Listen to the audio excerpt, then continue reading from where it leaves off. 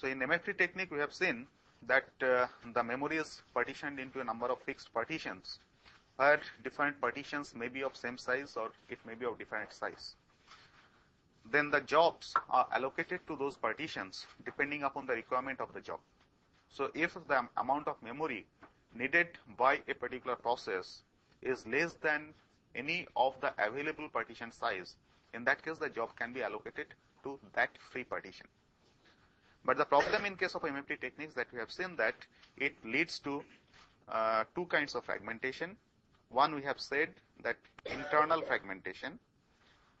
The internal fragmentation arises because of the fact that if a partition of larger size is allocated to a job whose size requirement is less than the partition size, and because the partitions are pre-decided and it is fixed, a partition cannot be allocated to more than one job at a time.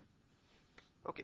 So if I have a partition of say 100 kilobytes and the job requires say 50 kilobytes, and the 100 kilobytes partition is allocated to the 50 kilobytes job, in that case the remaining 50 kilobytes memory cannot be allocated to any other job, and that is an wastage of memory, which is referred to as internal fragmentation. And we refer external fragmentation. We have seen that there is another kind of fragmentation which is called external fragmentation, and external fragmentation is due to the fact that even if we have some partition which is available, which is free, but the size is less than the size requirement of any of the jobs.